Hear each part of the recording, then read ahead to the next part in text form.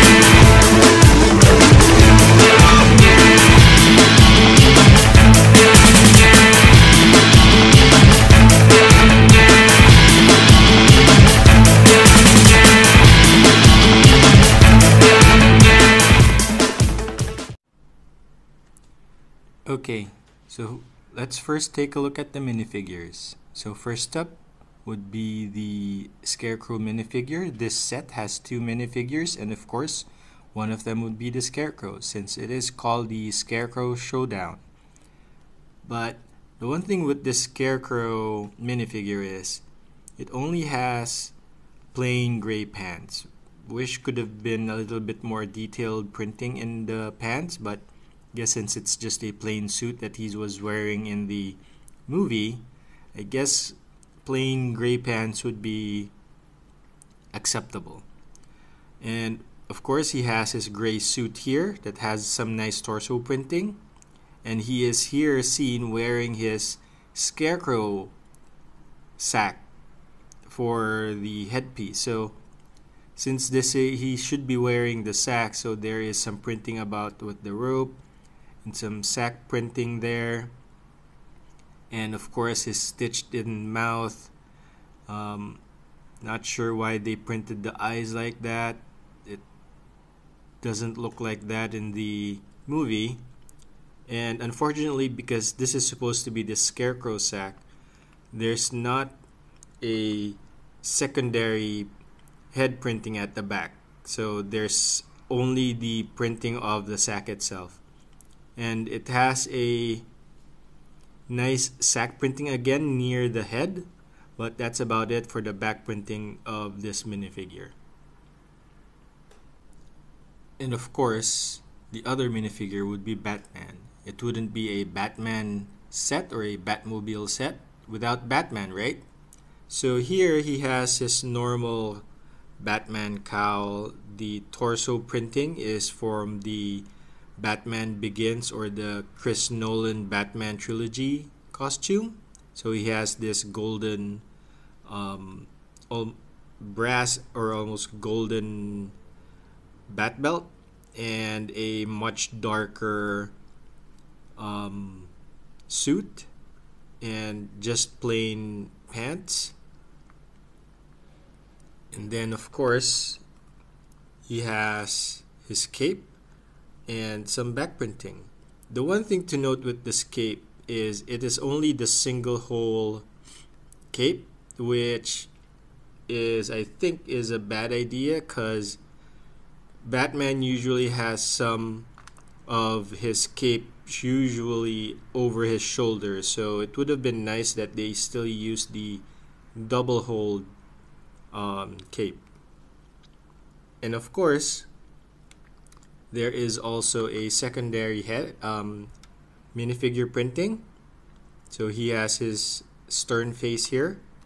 At the front he has his smiling face. But for this Batmobile set, he also basically has a second head that comes with the set. So let me take this out. And here is his second face. So as you can see here, he has a much black face. This is his scary face when the Scarecrow accidentally turned his toxin onto himself. So he sees Batman with this scary face. It doesn't have any secondary printing. And the one thing here is usually the bat eyes are in this area. So they made the printing fairly ingenious that without the cowl you can see his eyes here, but with the cowl he still has that mean eyes because it was printed fairly uniquely. Like, it's these eyes that are showing out in the bat cowl. So that is a fairly ingenious and nifty way to do that. Pretty neat. And now, onto the main build. This set is called Batman the Tumbler Scarecrow Showdown. So of course, we have the Tumbler here. And at this scale, this is the smaller scale of the Tumbler. and we will get the larger scale UCS type later on this month, I believe. And it's pretty nifty that they were able to make it in this scale. I like how it's shaped. The overall shaping is very, very similar to the actual Tumbler. And there's only a few stickers. So here, of course, is a sticker. Here is a sticker. And in front, it's a sticker as well. And there's a couple of control panel stickers inside, but that's about it. But of course, since it's a Batmobile, since it's all black, then pardon the lights that I have to put up to show this to you, and a lot of glares because of all the shiny surfaces that this Tumbler has. But it is pretty cool how they made the shape. So if I open this, as you can see, there is several glass panels here. Like the side glass panel is here, the same on the other side, and of course the front glass panel. And the only way to make it such that there is some sort of bulletproofing or armor on those glass panels was they made these hooks here and some panels here, which is nice, a nifty trick. But the one problem I have here is it's not really seen because it's covered by this wing flap here, but how they established the shaping of this window here is that they had to make sure that it's slightly at an angle here and only covered up by this paneling. But if you take out this paneling, or maybe if I just show it from the bottom, there is a very large space between the back and the back wheels here. And I would think for a tank, this should be a little bit more filled up. See, I could put my whole index finger in there. So I wish they had a little bit more filling here so that it feels more like a tank as the way the movie portrays it. But other than that, it pretty much looks like a miniature Tumbler, which is very glad that they did. And I liked the whole build experience while I was building this. It was pretty cool that how they made these flaps here, and also how they made the tires almost accurate to the movie. And I can't wait to build the bigger one because I missed out on the first version of the Tumbler, of the UCS Tumbler, and hoping to be able to get my hands on the bigger one. So of course, since I have this and I still have my other Batmobiles, let's try and see how the other Batmobile size up with this one. Okay, so as you can see here, I have the limited edition 1989 Batmobile in a smaller scale, and also the 1966 Batmobile that came out earlier this year, and here's the Tumbler. But as you can see, the Tumbler and the 1966 Batmobile are almost at the same length. So in real life, in the Batmobiles that were created, the Tumbler is supposed to be shorter than the 1966. The 1966 is only about 2 feet shorter than the 1989 Batmobile, so this scale is okay between the 1966 Batmobile and the 1989 Batmobile. But the Tumbler should be a little bit shorter, like it's about 4 feet shorter than the 1966 Batmobile. So if this scale between the 1989 Batmobile and the 1966 Batmobile is like this, the Tumbler and the 1966 Batmobile should be almost the same ratio, so that it's going to be like almost angled here. So that was the only thing that kind of disappointed me, but I guess they couldn't make it smaller than this size to be able to make it look like a tank like this one, that it's big and bulky. And that's it for my review of the Lego set 76239, the Batman Tumbler Scarecrow Showdown. And if you have liked this video, please hit the thumbs up button and please hit subscribe, as most of my viewers have not yet subscribed to my channel, and it would help me a lot in providing you more videos in the future. Till next time, thank you very much.